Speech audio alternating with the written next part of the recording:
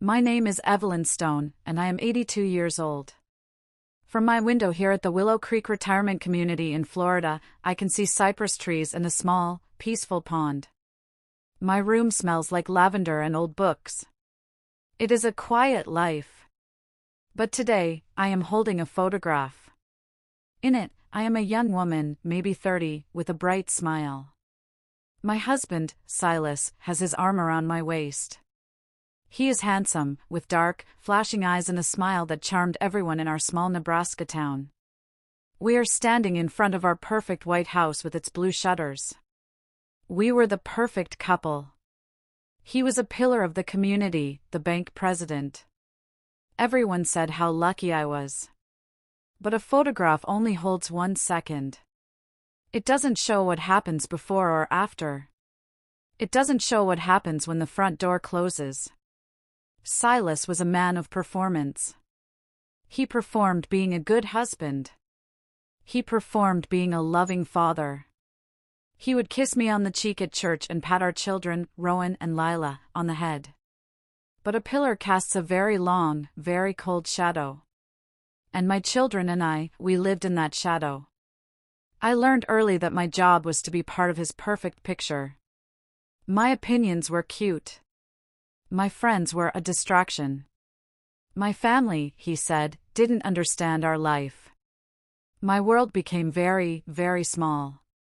It was just the 4 walls of that perfect house and the sound of his car in the driveway. That house was beautiful, but it was a prison. What the town saw was a lie. We learned to live by sound. Not the clock, but by him. We knew the rumble of his Buick turning onto our street at 5:30 p.m., sharp.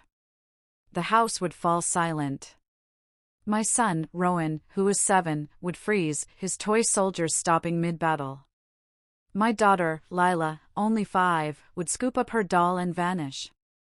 She would hide in the linen closet, behind the towels. My job was to be at the door, smiling, with a drink in my hand. "Hello, darling," I'd say. And he would look at me, his eyes sweeping the room, checking for imperfections. A toy out of place. A speck of dust on the mantel. A welcome home that wasn't cheerful enough.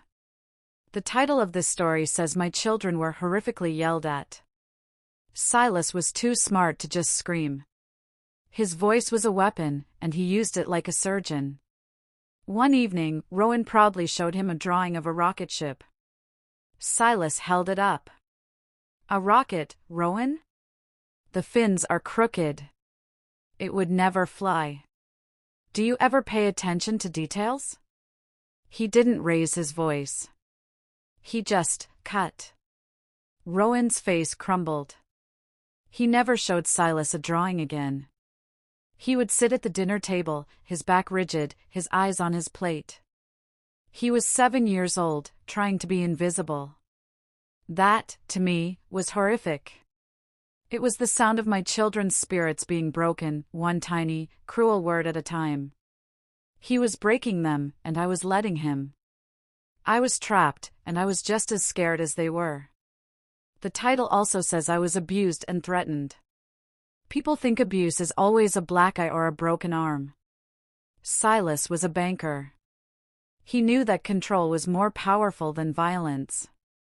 At first, he took my name off the bank accounts. "It's just simpler, Evelyn, if I handle the finances," he said, smiling. I was given an allowance, like a child. I had to write down every penny I spent on groceries. One day, I bought a new dress without asking. It was yellow. He looked at it. "That color makes you look sick, Evelyn. Take it back." When I said I liked it, his face changed. He didn't yell. He just took the dress, walked it to the kitchen shears, and cut it into ribbons. "There," he said. "Problem solved." I trembled with fear. That's what the title says. And it was true. I was afraid, all the time. But the day I finally broke was when I told him I wanted to take the children and visit my sister in Ohio. His face went perfectly calm.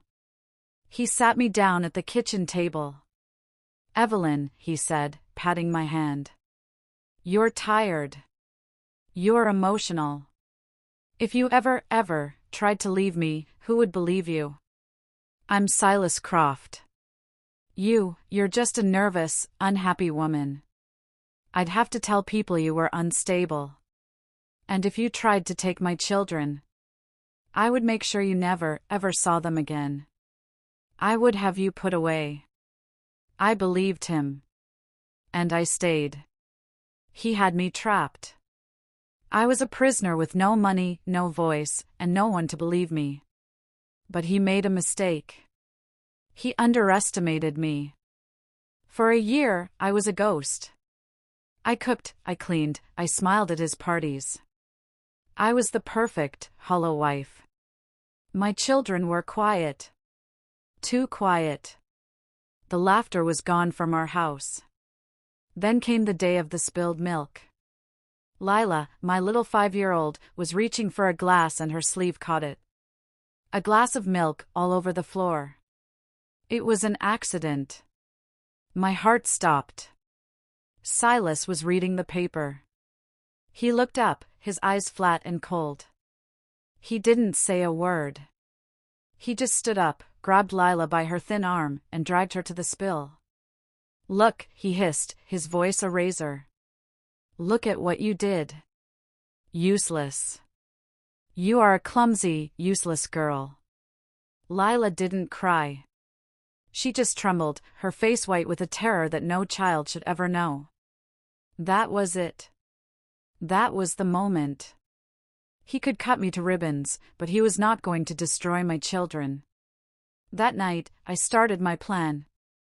I had an old porcelain teapot, my mother's. It sat on a high shelf. Silas never looked at it.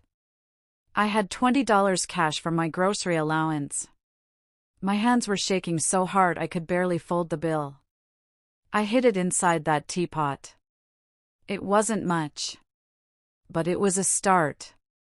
It was the beginning of out. That $20 was the first brick in my road to freedom. But how do you escape from a man who watches every penny? I had to be clever. It took me 6 months. 6 months of saving. $5 from the groceries. $10 I got back from returning a shirt he didn't like. I lost a check for my allowance and had to get a new one, then cashed the lost one at a different bank. I hid it all in the teapot. I had $400. It felt like $1 million. Then, I created my chance. I told Silas my Aunt Mary in Colorado was sick. "She's had a fall, Silas. She's asking for me. I should just take the children and go for a long weekend to help her get settled." He hated the idea.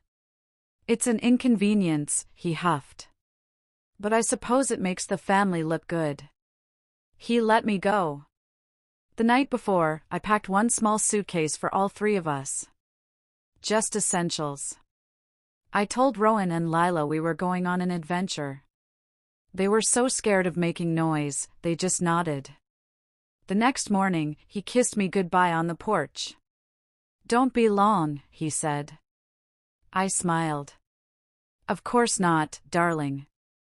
I put the children in our old station wagon, my teapot with the $400 hidden under the seat. I backed out of the driveway, and I did not look back. I didn't go to Colorado. I just drove east. I drove for 14 hours. We were free. But we were also homeless, with almost no money, and a very powerful man who would soon realize we were gone. I drove until I was 2 states away, in Illinois. I had just enough gas and money for one more day. I saw a sign on the highway for a family crisis center. I had no idea what it was. I pulled into the parking lot of a small, unmarked brick building. I sat in the car for an hour, just trembling.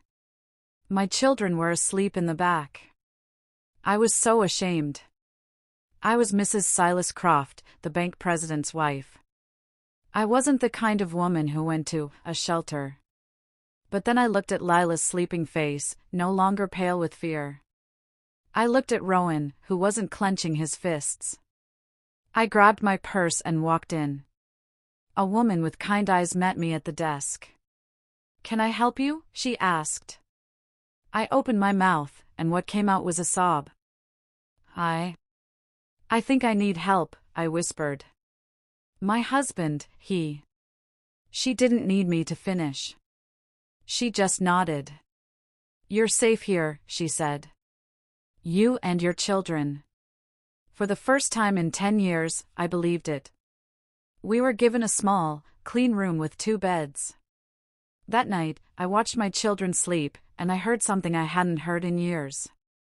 Rowan was snoring. He always held his breath at home. But here, he was so relaxed, he was snoring. I cried tears of pure relief. We were safe. But Silas was not a man who let things go. He was smart, and he was cruel. The peace did not last long. We were at the shelter for 1 week. It was the most peaceful week of my life. Rowan and Lila played with other children in a sunny playroom. They were loud. They laughed. I sat with other women and just talked. I told my story, and they told theirs. I wasn't unstable. I wasn't crazy. I was a survivor. But on the 8th day, the director of the shelter, a woman named Mrs. Klein, found me. Her face was grim. "Evelyn," she said quietly. "Your husband is on the phone." My blood turned to ice. "How?" I whispered. "He called the police in Nebraska," she said. "Reported you and the children missing. They traced your license plate." She led me to her office. I picked up the phone. My hand was shaking so hard. "Silas?" I said. His voice was not angry. It was calm. Smooth as silk. "Evelyn. You've had your little holiday. You've made your point. Now, it's time to come home. You and my children." It wasn't a request. It was a command. "No, Silas," I said. "We're not coming back." There was a long silence. Then he said, "You are going to regret this, Evelyn. You have no idea what you've just done." He hung up. He was a pillar of the community, and he had a plan. The title of this story says he filed complaints with the police. What he did next was worse than I ever could have imagined. 2 days later, 2 police officers walked into the shelter. They weren't from the local town. They were state police. "Ma'am," the tall one said, holding a file. "We're here to speak with Evelyn Croft." Mrs. Klein stood by my side, but I felt faint. They sat me down. "Mrs. Croft, your husband has filed a formal complaint against you. He has significant evidence that you have been mentally unstable for some time. He's worried about the children. But that's not why we're here." He paused, and my heart hammered in my chest. "Mr. Croft has also filed a criminal complaint," the officer continued. "He claims that before you left, you stole $12,000 in cash from a locked safe in his home office." I was stunned. "What?" "No. I took $400. It was my grocery money." The officer just looked at me with pity. "Ma'am, he's the bank president. He has records. He has a witness, his secretary, who says he withdrew the cash for a private purchase. He's painting you as a vindictive, unstable thief who also kidnapped his children. Right now, he has a very strong case to have the children returned to his custody. He was going to win. He was going to use his money and his power to take my children from me. I was cornered, and I had nothing. Except I had a secret. A secret I had kept for over a year." I looked at the 2 officers. They saw a hysterical woman and a powerful, grieving husband. "Officers," I said, my voice shaking. "He is lying. And I can prove it." I went to my small room, to my one suitcase. Tucked inside my mother's teapot, under the last of my money, was a small, plastic case. It held 3 microcassette tapes.